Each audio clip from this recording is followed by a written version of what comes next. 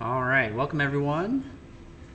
Wanted to spend a few minutes at the beginning just kind of going over the last few weeks of this course since we are getting kind of close to the end. I've already kind of mentioned this before, but would like to reiterate that this class does not have a huge pile of stuff waiting for you at the end of it.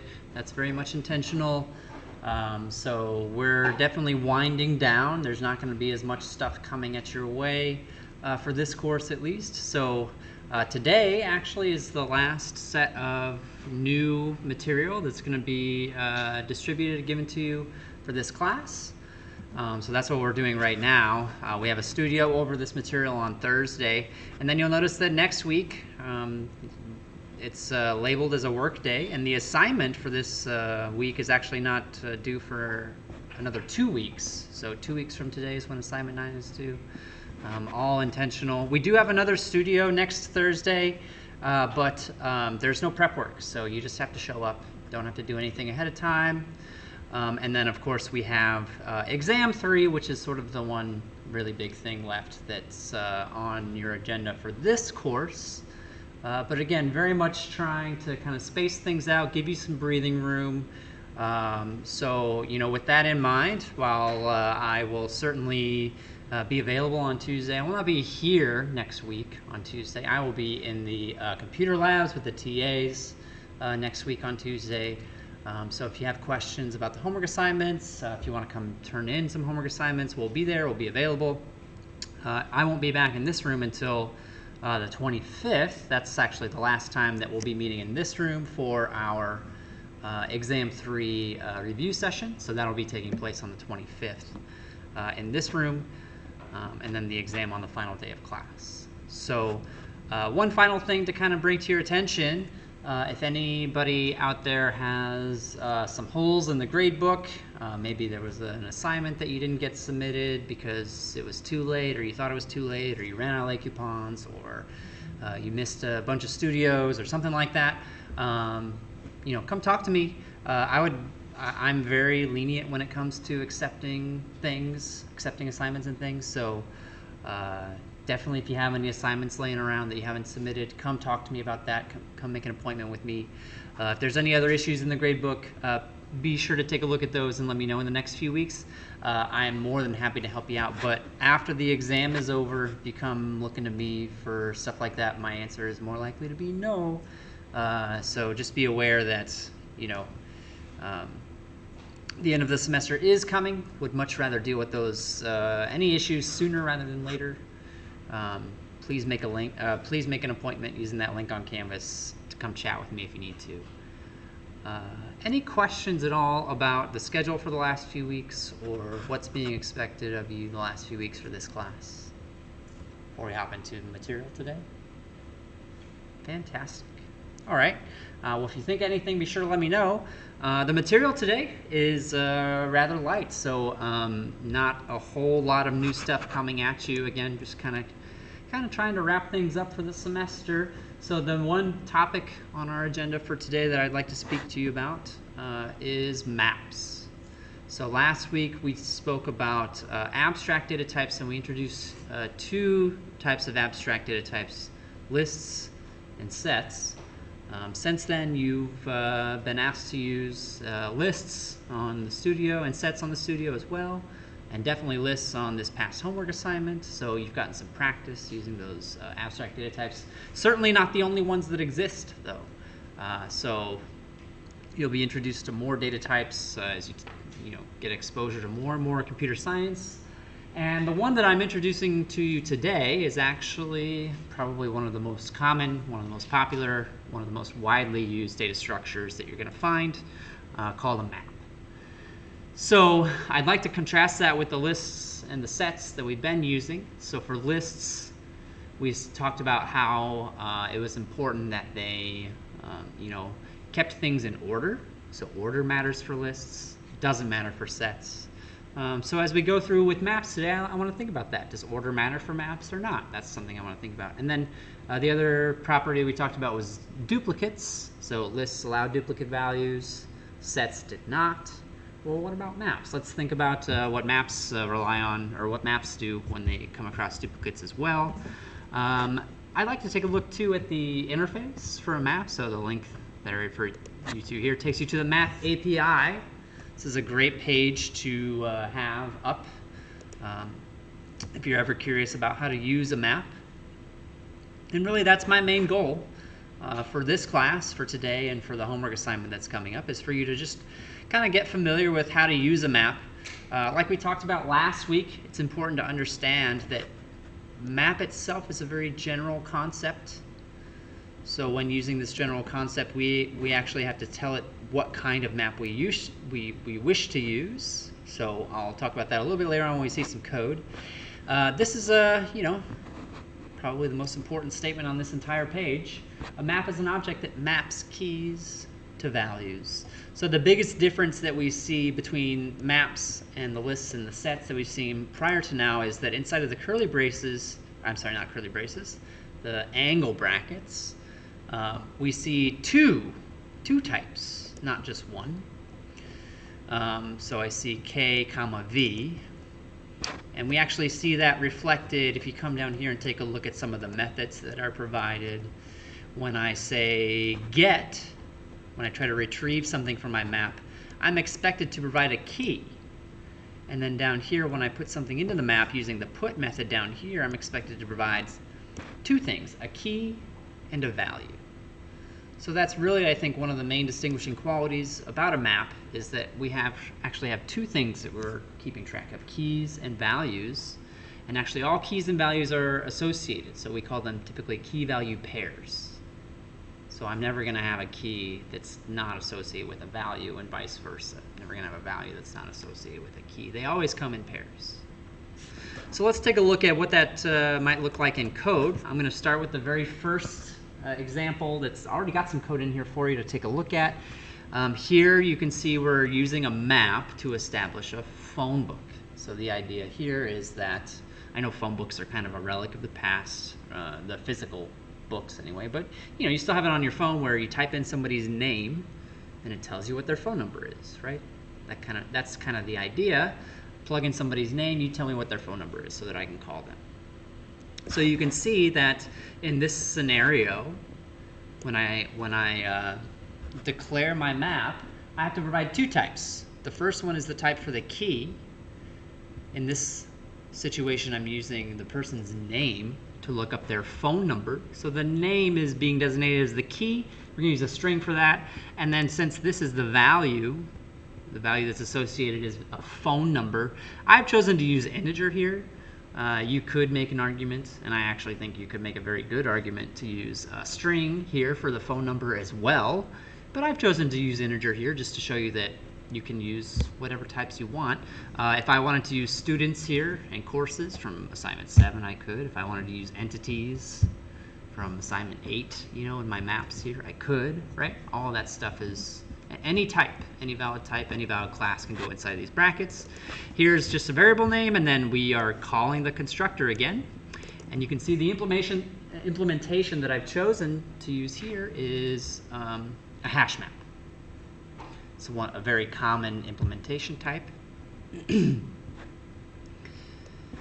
So the way that this is set up, the keys are the type of the keys is given as a string, the type of the value is given as an integer. I've been saying repeatedly, right, I'm going to plug in somebody's name, it's going to give me back the phone number.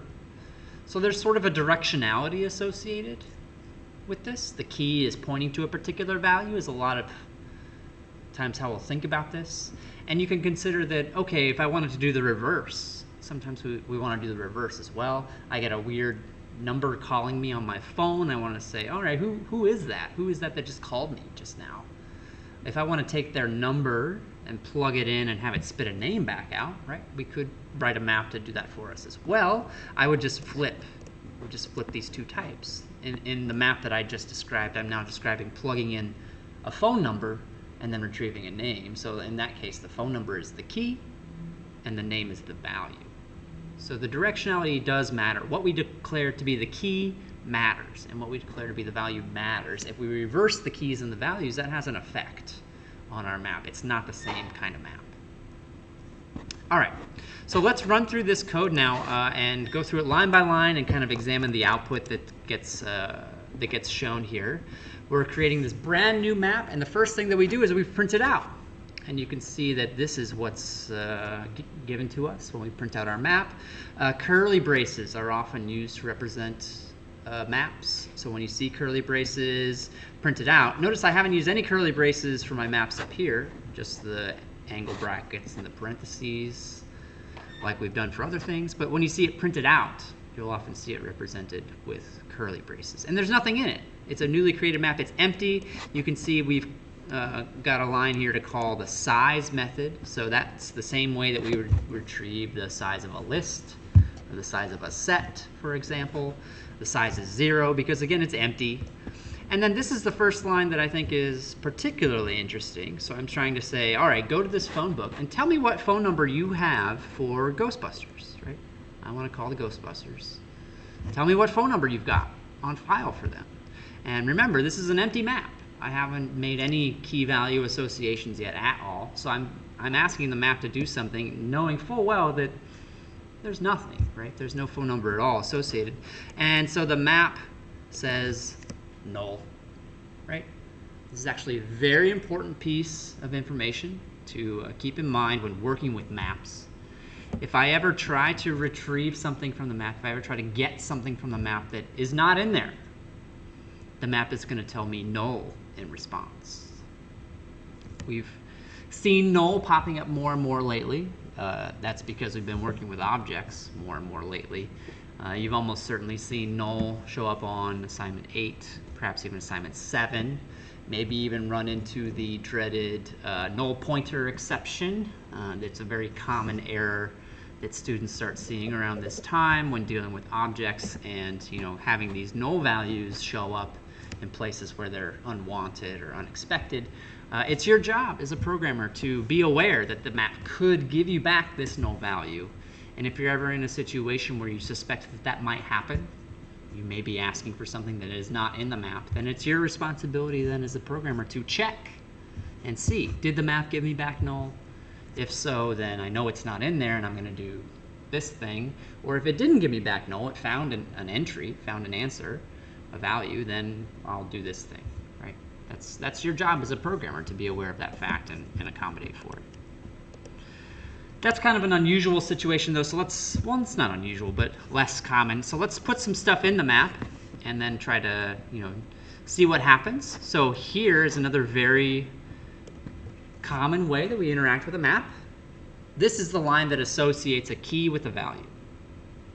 I'm now saying that I wish to make an entry in this map where the key is Ghostbusters and the value is their phone number, which is just all 5s, right?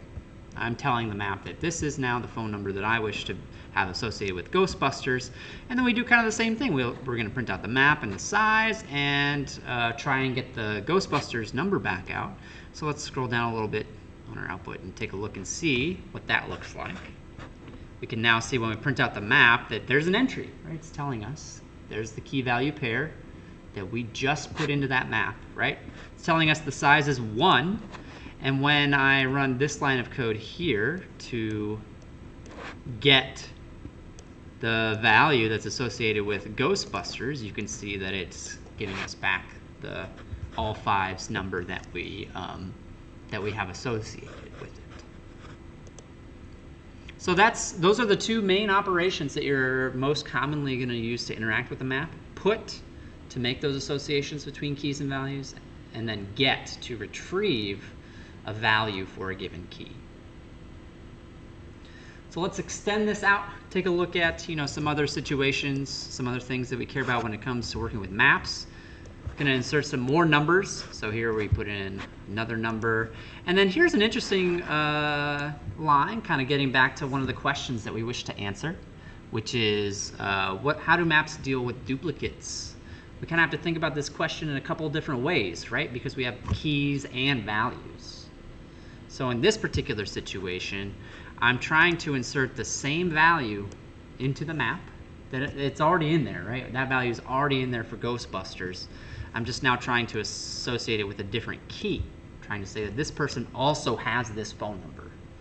Is that accurate to real life? Could you do this in real life? I mean, that kind of depends, right, on what you want your program to do, how you want your program to behave, but I'm just interested in how the map handles this situation. So here we go. I'm putting in Saul Goodman's phone number is the same as Ghostbusters, and if we take a look at the result, we can see that, okay, right, the map did accept that duplicate value, and I do see two distinctly separate entries, right, both with the same value.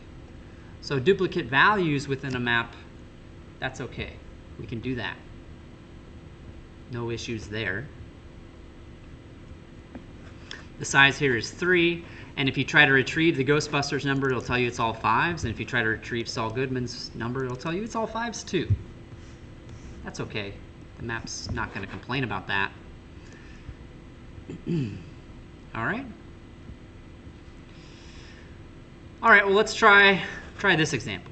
So now you can see that I'm putting in a new value for Ghostbusters. So Ghostbusters was this all 5s phone number. I'm now saying, okay, put in another number for Ghostbusters that's this one. It's different. It's not all 5. So how is the map going to react to that? Is it going to create a duplicate entry? What's going to happen? Well, we actually need to write a little bit of code to figure this out ourselves. A little exercise for us here. There's a few different ways you could do this. You could, of course, just print out the entire phone book if you wanted to. We've seen what that looks like. Or if you want to just see, the actual value for Ghostbusters, then you would use the get method on Ghostbusters, like so. So if I run this, with the new line of code added, we see that, okay, down at the bottom, I don't see all 5s. I see 1, 2, 3, 4, 5, 6. I see the second number. Actually, let's back up for a second, though, and take a look at the entire phone book then, because I think that'll paint a more clear picture about what's happening here after we inserted that second number. If I look at the phone book after I ran that second put statement, we can see a more clear picture. I only see Ghostbusters appear once, and it's no longer associated with all 5s at all. So when I put in a value for a key that already exists, it replaces it. I cannot have duplicate keys. I cannot have the same key show up more than one time in a map. It's not possible. If I try to do something, then it's just going to replace the value. It's not going to put in an additional one. It'll just replace it. That's another very important piece of information to keep in mind when working with a map. Need to be aware of that behavior. The other question that we like to think about, we haven't answered yet either, which is the order. So do maps care about the order that things are inserted or not? And actually, we kind of already can tell our answer a little bit by seeing that, okay, Ghostbusters, right, was inserted first but appears in the middle. So it's not showing me these things in the same order that they were inserted in, right? And in fact, if I go up here and, we can talk about another cool idea for a second to help us answer this question. So if I come up here, remember, a map is a very general idea. There's many different ways to create a map. Last week I likened it to choosing what kind of a truck you need, right, to perform a task. Sometimes you want a semi-truck if you got a big load of cargo. Other times you might get by with a pickup truck or a Honda Fit, right, if you're just carrying some people or a small load of things. So the same thing's true for computer science and for maps, right? We've got heavy-duty maps that are good for doing powerful lifting and other maps that are more nimble, smaller, not as good at the heavy lifting kind of stuff. And so we can actually change, what kind of implementation we're using in our code. Another common implementation that you might see besides a hash map is called a tree map. And if I go ahead and just switch this to use a tree map instead of a hash map, after I fix the import, you'll notice that the entire rest of the code still works. I want to reiterate again how incredibly awesome and useful that is, that I did not have to rewrite this entire piece of code just because I decided to use a different kind of map. That's incredibly useful for us. But furthermore, if I run this program now using the tree map implementation instead of the hash map implementation, it does all the same stuff, right? does exactly the same stuff that the hash map did, but you'll notice that, okay, well, what I got back here when I print out the map is actually in a different order. All the values look the same, the keys look the same, but the order's different. So that kind of answers our ultimate question here, which is maps do not care about order. Just like sets, maps don't care about order. Lists are the only data structure that we've discussed that do care about order of things. There are others, but not that you're going to see in this class. Any questions about that before we shift over and take a peek at the next exercise? Yeah, what's up? So what are the differences between different hash map versus string map? Yeah, it has to do with how they're implemented behind the scenes. So we've seen that word hashing pop up a lot lately, right? And that's not an accident. We're going to see hashing appear, not in this class. So for this class, we're making you aware of the basic existence of hashing, and that's really all we care about. This idea that I can take something and turn it into a number. Well, that's what they're using. When I say hash map, that's the idea that they're using. They're taking the thing that's coming in and using this act of hashing to make that association between the keys and values. If you take 247, you'll actually see that in a heck of a lot more detail. A tree map doesn't use that act. It uses a different structure called a tree, which is a great data structure, one that I would, probably the next one on my list that I would do if we were doing more data structures in this class. Tree would probably be the very next one on the list. But you can use trees to make maps as well. And so it's just a different way of doing it, right? I hope that answers your question. Yeah. Any other questions before we move on to the next? Cool. So the second and final exercise for the day, so now that I've shown you kind of the basics of how to use a map, I want to show you this idea of, okay, how do I go through and view the contents of my map, right? This was something that we discussed with lists and sets as well. So for lists, they're ordered. We can iterate through them much like we iterate through an array. For I equals 0, I less than blah, blah, blah, blah, I plus plus, right? Been doing that all semester long. We discussed how for sets, that doesn't work anymore. Sets are not ordered. So this idea of using 0, 1, 2, 3, 4 to refer to values, that doesn't work anymore for us when talking about sets. And maps, we also just discussed, are unordered. So using that I equals 0 loop isn't going to work for maps either. So I wanted to show you a couple of different ways that you could write a loop to go through and examine all of the values of a map. So the very first thing that happens here is we're just recreating the phone book map from the prior exercise and inserting a few different numbers, a few different key value pairs to play around with, right? And then there's two different ways. There's two for loops down here. My argument is that these are equivalent. These are two different ways of accomplishing the exact same thing, which is to cycle through the map and look at each key value pair one at a time. That's what we're trying to do here. So which one you use is kind of up to you. I'll explain them both, but I think this first one shows some really interesting information about maps. If you take a look at this, it actually uses a for each loop, much like we saw for iterating through sets. And if you take a closer look over here, you can actually see that it's saying phone book dot key set. So let's dissect that for a second. This is set in the same meaning of the word as what we talked about last week. So it's returning a set that represents all of the keys that are contained within the map. In fact, that is always true, right? The keys of a map are a set. So if I just look at the keys within a map, that is a set. There are no duplicates, and the order does not matter. So I'm iterating through this just like I would iterate through a set using a for each loop or an enhanced for loop, because this is a set. What is it a set of? Well, it's the same type as the keys. Remember, it's the key set, so I would expect this to be a set of strings, the list of names that appear in the phone book. So this loop is written to iterate through that set for string name in the key set, the set of names that are in my phone book. Inside of here, I print out the name, That's the key. If I want to get the value, then I can just use the get method to plug in the key and retrieve the value. This is my preferred way to iterate through a map. So, if I don't have a specific reason to do it a different way, then this is the way that I'm probably going to choose, right? That doesn't mean you have to do it this way. This is just, I find it to be clean and nice.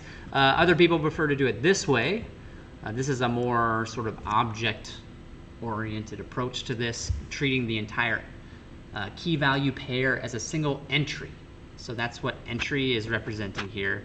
You can more clearly see the key value pair, right? Because there's the type for the key, there's the type for the value. Instead of a map, we're referring to it as an entry. It's quite literally one entry, one key value pair. So we're calling it phone book entry. So we're iterating through the entry set this time, not the key set, but the set of entries, the set of key value pairs. And then to access the key and the value, you can just retrieve them directly from the entry object using the getter methods. Hence why this is a more sort of object-oriented way of going about things. If this feels like it's too complicated, verbose, or just confusing to you compared to this first, or maybe the opposite is true. Maybe you really like this way and you think this way is just not really your cup of tea. That's fine with me. I definitely expect you to understand one of these two very well enough to be able to use it on the upcoming assignment, for example, which you're almost certainly going to have to do, right?